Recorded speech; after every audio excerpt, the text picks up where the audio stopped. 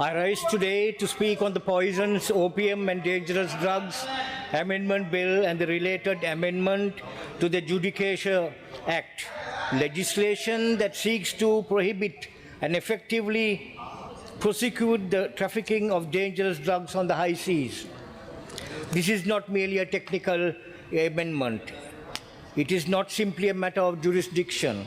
It is in truth a matter of national survival. For nearly 4 decades before I entered this chamber, I have stood beside hospital beds, have spoken and consoled anxious mothers and helplessly trapped addicted youth. I have seen young men whose futures and features were brighter than the moon, and then their lives were dimmed and deteriorated before my eyes due to narcotic addiction. The use of narcotic drugs in our community is no longer an isolated problem. It is rampant. It is devastating as it races to epidemic proportions. It is destroying not only individuals' well-being, but families, livelihoods, and the moral fabric of entire societies and communities. As a physician, I have seen the physical consequences: pale, anemic faces, collapsed veins, malnutrition, liver failure, psychological breakdown, and immunocompromised infectious diseases. As a citizen, I have seen the social consequences: school dropouts, crime, domestic violence, and despair. And as a parliamentarian, I see the consequences of a generational aspect, an uncertain and frightening future for the very youth we have so passionately sworn to protect. Honorable Speaker, Sri Lanka's geographical location places us strategically at the crossroads of major maritime routes. This has blessed us with trade and business opportunity, but it has also made us vulnerable. International drug syndicates exploit the vastness of high seas. They operate beyond conventional territorial boundaries. They move across jurisdictions with precision and impunity. And when intercepted, gaps in domestic law create procedural and prosecutorial challenges. Honorable Speaker, under our current legal framework, trafficking of dangerous drugs on the high seas does not find adequate criminalization with our national laws. This legislative void has posed difficulties for law enforcement and prosecutors, especially in cases involving foreign nationals apprehended beyond our territorial waters. This proposed amendment seeks to address this regulatory deficiency. It aligns Sri Lanka with our obligations under international conventions against illicit drug trafficking. It strengthens our ability to act decisively when vessels engaged in narcotics trafficking are intercepted. It provides clarity of jurisdiction.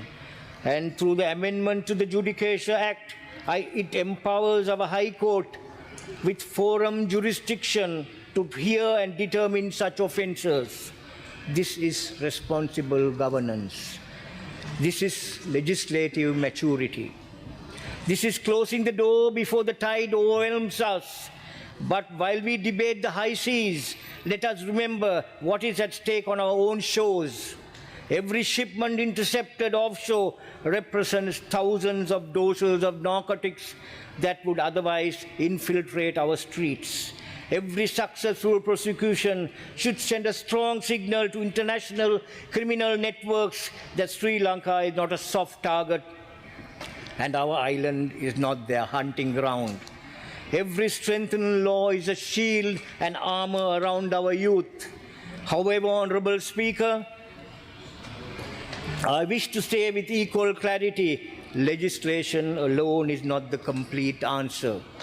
As a medical practitioner yourself, you clearly know that drug addiction is both a criminal justice issue and a public health crisis.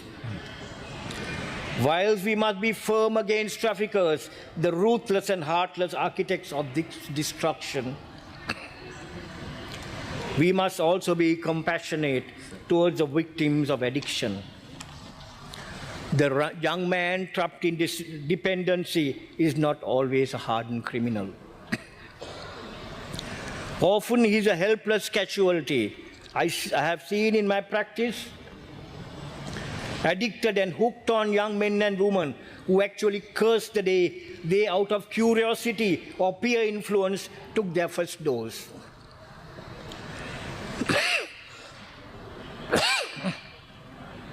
The young and not so young experimenting with narcotics is not always defiant.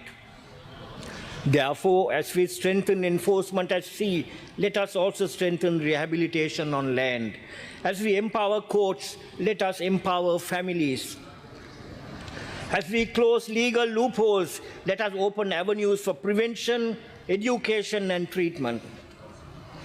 Our effort in this endeavor should and must be two-way, supplementary and simultaneous. A nation that only punishes without healing will not solve this problem.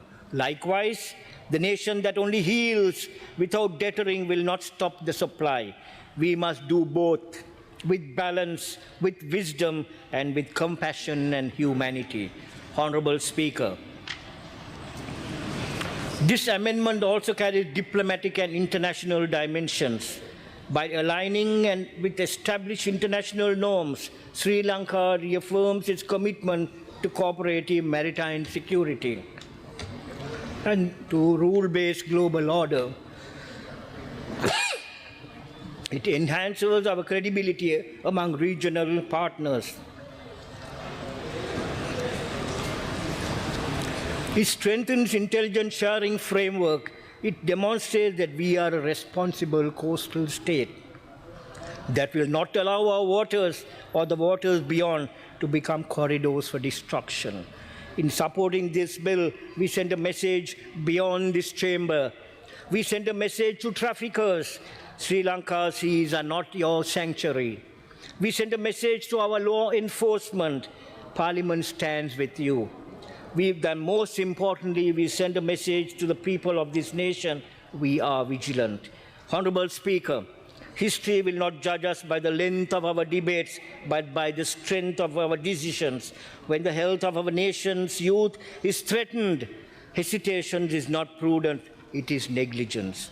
The bill is measured. It is necessary. Let it pass with unity. Let us demonstrate that on matters of national security and protection of our children, there are no partisan divides, only a shared responsibility. In safeguarding our seas, we safeguard our shores. In protecting our youth, we protect our future. In strengthening our laws, we strengthen our nation. This House should therefore extend their fullest support and stand together in passing this amendment bill with a common stand of keeping our youth and the generations to come healthy, safe, and free from narcotics and addictive substances. Thank you for the time allocated, Honorable Speaker. Thank you. Next, Honorable Dr. Iliyatambi Srinath, you have 7 minutes. Order, please.